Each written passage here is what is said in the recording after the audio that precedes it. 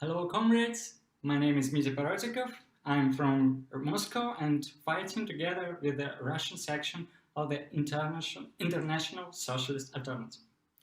What is happening in Belarus now is a political revolution against authoritarian rule in one of the post-Soviet Bonapartist regimes.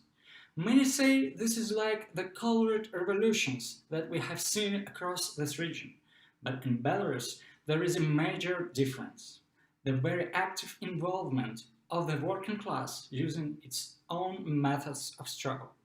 The collapse of the Soviet Union and the victory of pro-capitalist forces left most of the new countries under the control of authoritarian Bonapartes.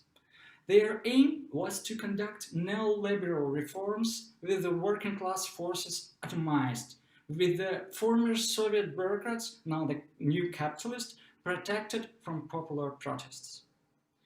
Mostly, neoliberal reforms were conducted using shock therapy, but in Belarus they were introduced gradually, using the Chinese approach: slow privatization, the gradual reduction of social benefits. During his first decade of rule, Lukashenko maintained some popularity from this. But if anyone thinks that slow reforms mean they are less cannibalistic, they are mistaken. In Belarus today, a horrific 60% of workers work in a private sector. But state enterprises also obey the laws of the market, with the state holding golden shares and sharing profits with the capitalists. Lukashenko has introduced the monstrous contract labor system, so workers can be fired without notice or compensation, and then are required to return all bonus payments for the year, and the bonuses make up 40% of wages. Such conditions exist nowhere else. In 26 years, Lukashenko has eliminated practically all opposition forces. He organized death squads to kidnap and execute political opponents, and long prison terms await members of illegal organizations. This is one of the most severe Bonapartist regimes in the former USSR. Belarus was one of the most industrialized centers in the Soviet Union, but since the economy has become dependent on cheap oil and gas from Russia, this gave it a competitive advantage to export cheap goods across the former USSR. Lukashenko posed as a supporter of union with Russia, hoping to maintain this situation, while Russian capital wanted to participate in Belarusian privatization. 10 years ago, the Russian Gazprom began to turn the screw on Belarus by raising energy costs to demand increased integration and access to privatization plans. Lukashenko, in his own words, said this made him no longer president, but warehouse manager, and Belarus just a region of Russia.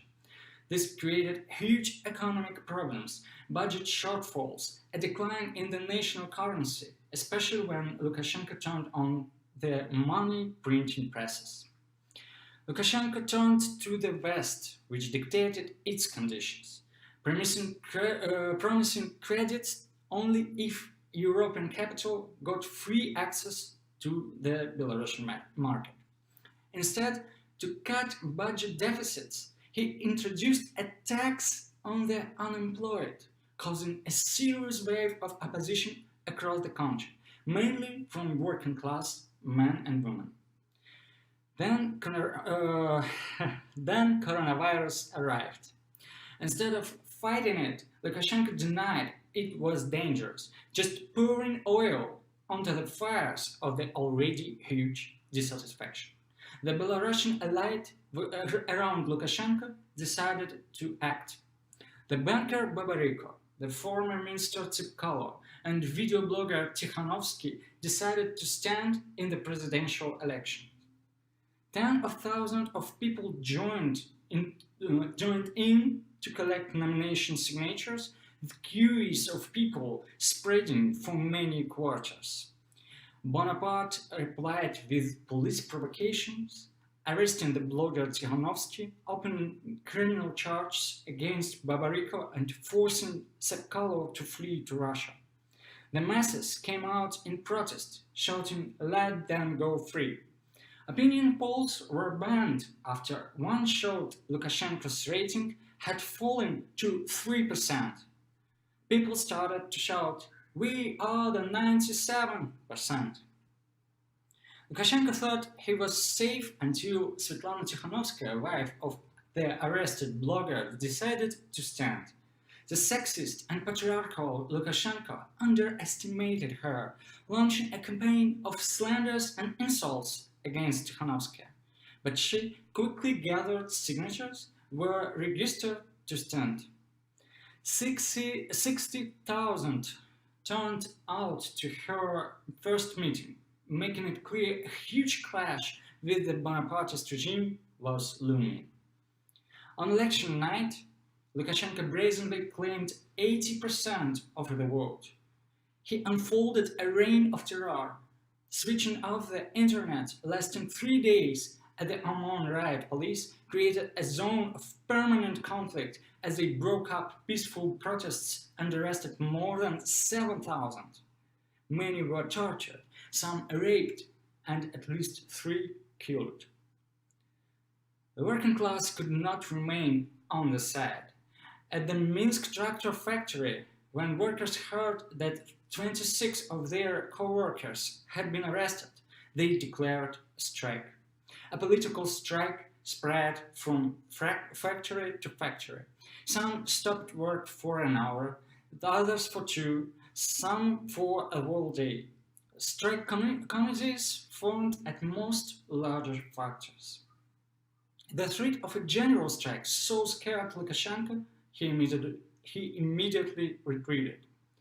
Terror was temporarily suspended. Mass demonstrations spread across the whole country.